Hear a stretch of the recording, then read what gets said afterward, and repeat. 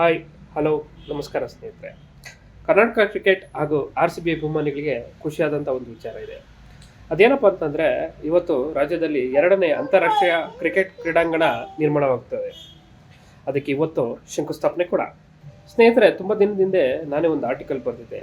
ರಾಜ್ಯದಲ್ಲಿ ನಿರ್ಮಾಣವಾಗಲ್ವಾ 2ನೇ ಅಂತಾರಾಷ್ಟ್ರೀಯ ಕ್ರೀಡಾಂಗಣ, ಸರ್ಕಾರಕ್ಕಿಲ್ವಾ ಕಾಳಜಿ, KSIಗಿಲ್ವಾ ಬದ್ಧತೆ ಅಂತ. ಅದರ ಪ್ರತಿಫಲವಂತೆ ಇವತ್ತು 2ನೇ ಅಂತಾರಾಷ್ಟ್ರೀಯ ಕ್ರಿಕೆಟ್ ಕ್ರೀಡಾಂಗಣಕ್ಕೆ ಶಂಕುಸ್ಥಾಪನೆಯನ್ನು ಮಾನ್ಯ ಮುಖ್ಯಮಂತ್ರಿ ಸಿದ್ದರಾಮಯ್ಯನವರು ನೆರವೇರಿಸ್ತಾ ಇದ್ದಾರೆ. ತುಮಕೂರಿನ ರಾಷ್ಟ್ರೀಯ ಹೆದ್ದಾರಿ 48ರ ಸೊರಕುಂಟೆ ಗ್ರಾಮದಲ್ಲಿ ಸುಮಾರು 43 ಎಕರೆ ಜಮೀನಿನಲ್ಲಿ ಈ ಅಂತಾರಾಷ್ಟ್ರೀಯ ಕ್ರಿಕೆಟ್ ಕ್ರೀಡಾಂಗಣ ತಲೆ ಎತ್ತುತ್ತಾ ಇದೆ. ಇದು ರಾಜ್ಯಕ್ಕೆ ಹಾಗೂ ನಮ್ಮ ಹೆಮ್ಮೆಯ ನಾಡು ತುಮಕೂರಿಗೂ ಕೂಡ ಒಂದು ಗೌರವ.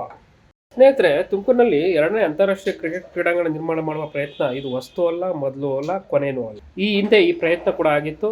ಸ್ವತಃ ಜಿಲ್ಲಾಡಳಿತ ಜಾಗ ಗುರುತಿಸಿ ಜಾಗವನ್ನು KSIಗೆ ಹಸ್ತಾಂತರ ಕೂಡ ಮಾಡಿತ್ತು. ಆದರೆ ಅದು ಮುಂದೆ ಪ್ರಗತಿ ಕಾಣಲೇ ಇಲ್ಲ. ಆದರೆ ಇದೀಗ ಮಾನ್ಯ ಜಿಲ್ಲಾ ಉಸ್ತುವಾರಿ ಸಚಿವರು, ಕ್ರೀಡಾ ಪೋಷಕರು, ಕ್ರೀಡಾ ಪ್ರೋತ್ಸಾಹಕರು, ಸ್ವತಃ ಕರ್ನಾಟಕ ರಾಜ್ಯ ಒಲಿಂಪಿಕ್ಸ್ ಅಧ್ಯಕ್ಷರಾದಂತಹ ಡಾಕ್ಟರ್ G. ಪರಮೇಶ್ವರ್ ಅವರ ಪರಿಶ್ರಮದಿಂದ ಹಾಗೂ ಜಿಲ್ಲೆಯ ಉಳಿದ ಸಚಿವರಾದಂತಹ KN ರಾಜಣ್ಣನವರು ಹಾಗೂ ಜಿಲ್ಲೆಯ ಎಲ್ಲ ಶಾಸಕರುಗಳು, ಸ್ವತಃ ಕ್ರಿಕೆಟ್ ಪಟುವಾಗಿರುವಂತಹ ವಿಧಾನ ಪರಿಷತ್ ಸದಸ್ಯರಾದಂತಹ ರಾಜೇಂದ್ರ ಅವರ ಪರಿಶ್ರಮದಿಂದ ಇವತ್ತು ತುಮಕೂರಿನಲ್ಲಿ 2ನೇ ಅಂತಾರಾಷ್ಟ್ರೀಯ ಕ್ರಿಕೆಟ್ ಕ್ರೀಡಾಂಗಣ ನಿರ್ಮಾಣ ಮಾಡಲು ಸಾಧ್ಯವಾಗಿದೆ.